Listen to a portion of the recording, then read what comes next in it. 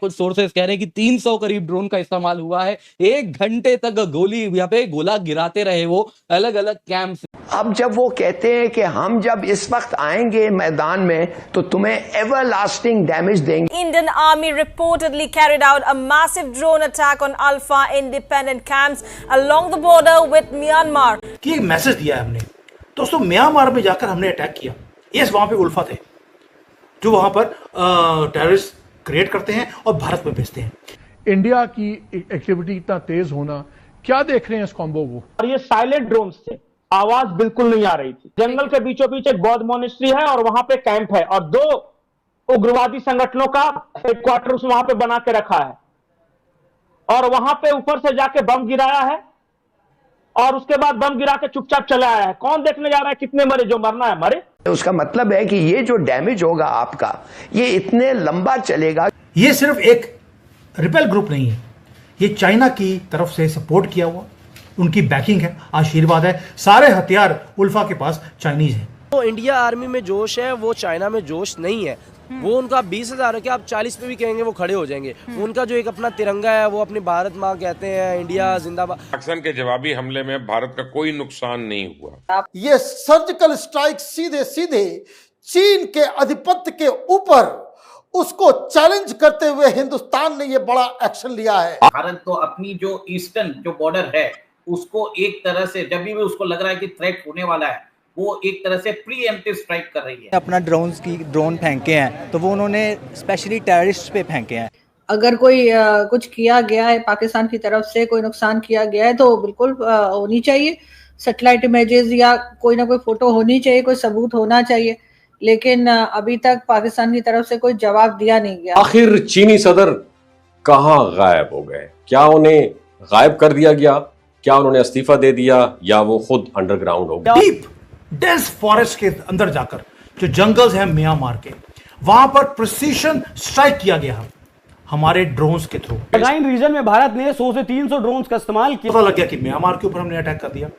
तो यानी कि कुछ ना कुछ तो है जो अंदर से फीलिंग आती है जो मैं प्रोड्यूस करता हूं। बट खुशी मुझे इस बात की है कि एक मैसेज दिया है हमने दोस्तों, म्यांमार में जाकर हमने अटैक किया। यस, वहां पे उल्फा थे जो वहां पर टेररिस्ट क्रिएट करते हैं और भारत में भेजते हैं। लेकिन आपने वहां जाकर अटैक कर कुछ तो है जो आपने किया है और मैसेज भेजा है किसी को। ये बहुत इंपॉर्टेंट मैसेज है जो मैं आपके साथ शेयर करने वाला हूं। हु आर दोज प्लेयर्स जिसको मैसेज दे रहे हैं और ये इंपॉर्टेंट क्यों था वहां जाना, ये सारी डिटेल में बात करेंगे और गर्व के साथ भारत माता की जय दोबारा से लिखेंगे। मुझे लगता है सुबह से लेकर अब तक ऑलमोस्ट 10,000 से ज्यादा तो मेरे पास मैसेज आ गए हैं कमेंट्स के अंदर, भारत माता की जय। ये बनता भी है और बार बार होगा अब तो, क्योंकि जुलाई का मैं पहले बोला था आपको कि जुलाई से लेकर अक्टूबर तक मोदी जी रौद्र रूप लेने वाले हैं। वो बोलेंगे यहां पर ऑपरेशन सिंदूर हम पाकिस्तान के साथ करेंगे, लेकिन मोदी जी की आदत है जहां दिखाते हैं करते कुछ और हैं। तो उन्होंने सिंदूर डाल दिया म्यांमार में जाकर। और ये हिस्टोरिकल दिन है, संडे का दिन, जब आप अभी रेस्ट कर रहे हैं संडे वाले दिन। लेकिन हमारी जो NSA है, हमारी सिक्योरिटी फोर्सेस हैं, रा है, वो रेस्ट नहीं कर रही थी। डीप डेंस फॉरेस्ट के अंदर जाकर जो जंगल्स हैं म्यांमार के, वहां पर प्रिसीशन स्ट्राइक किया गया हमारे ड्रोन्स के थ्रू। कोई फाइटर प्लेन नहीं किया, कोई आदमी नहीं किया, सिर्फ ड्रोन्स। और उसके बाद जो प्रिसीशन स्ट्राइक्स करे हैं, जो टारगेटेड हमने, जो टेररिस्ट के डेल में जाकर हमने घुस के मारना था, वो काम किया है। और ये वो ग्रुप है उल्फा 1 जो चाहता है कि असम को भारत से अलग किया जाए। उल्फा की क्या औकात है यार, आप सोच के देखिए कि वो भारत से असम को अलग कर देगा। बिल्कुल भी नहीं है। That means we have to be clear कि who is ULFA in reality. ये सिर्फ एक रिपेल ग्रुप नहीं है, ये चाइना की तरफ से सपोर्ट किया हुआ, उनकी बैकिंग है, आशीर्वाद है। सारे हथियार उल्फा के पास चाइनीज हैं और फंडिंग आती है ISI से, पाकिस्तान से।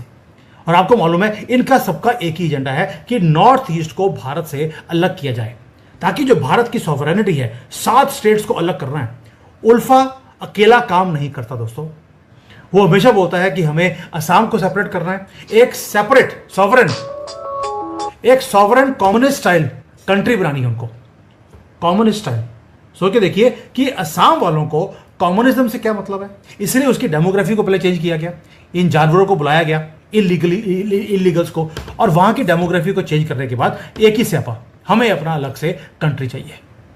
दूसरा बात, सबसे पहले घटना कहां की है और कब हुई है ये मैं बता देता हूं।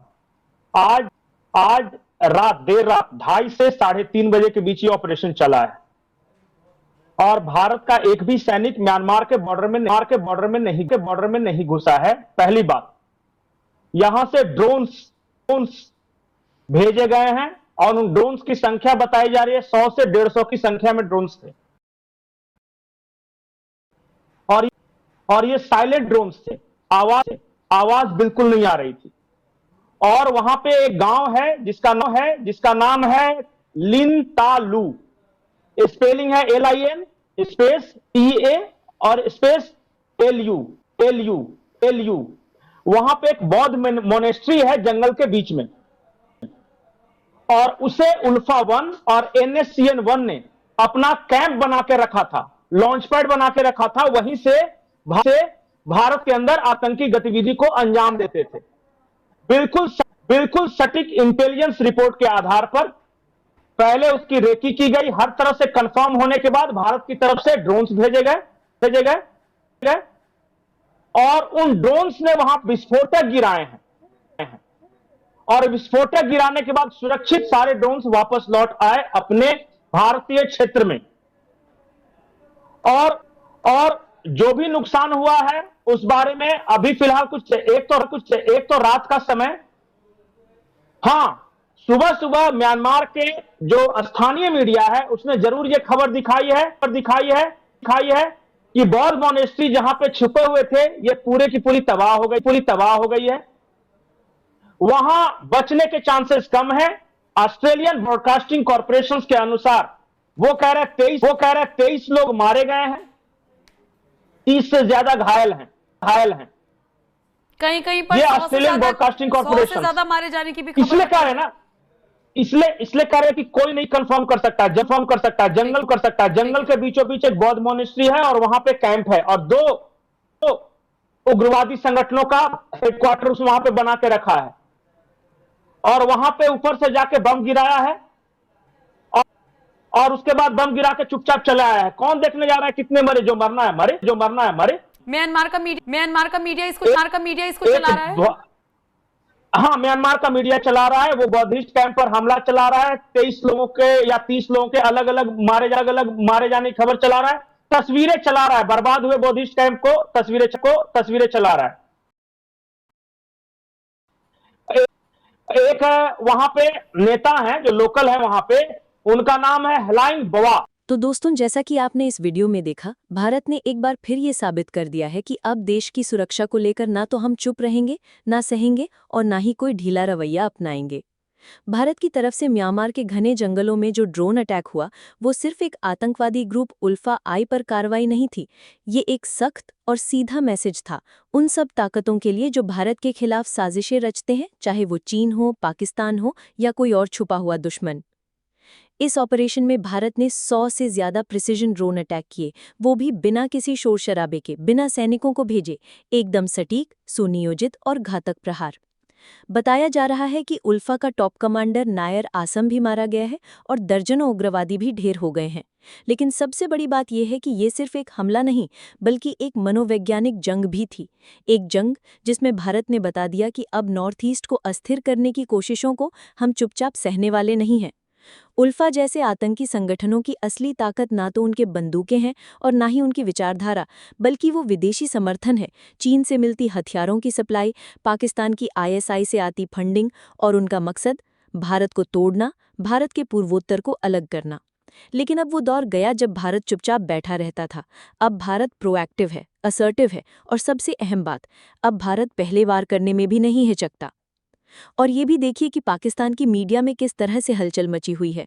उल्फा पर अटैक को लेकर बहस हो रही है कि भारत कैसे बिना आवाज के इतने अंदर जाकर स्ट्राइक कराया, जबकि चीन बैक्ड ग्रुप पर हुआ इतना बड़ा नुकसान। पाकिस्तान अब सोच में पड़ गया है कि अगर भारत म्यांमार में जाकर ये कर सकता है तो पाकिस्तान में क्या नहीं कर सकता। सवाल ये नहीं है कि उल्फा को कितनी चोट पहुंची, सवाल ये है कि अब भारत की रणनीति कितनी बदल चुकी है। नो मोर डिफेंसिव इंडिया। अब भारत की रणनीति साफ है, जो नुकसान हमें पहुंचाना चाहता है उसे पहले ही नेस्तनाबूद कर दो। और दोस्तों, ये जो लड़ाई है ना, सिर्फ बॉर्डर पर नहीं है, ये एक विचारधारा की लड़ाई है, जहां एक तरफ भारत की एकता, अखंडता और संस्कृति है, वहीं दूसरी तरफ ऐसे आतंकी संगठन हैं जो विदेशी ताकतों के हाथों की कठपुतली बनकर हमारे देश को बांटने की कोशिश कर रहे हैं। लेकिन अब वो समय चला गया जब नॉर्थ ईस्ट को इग्नोर किया जाता था।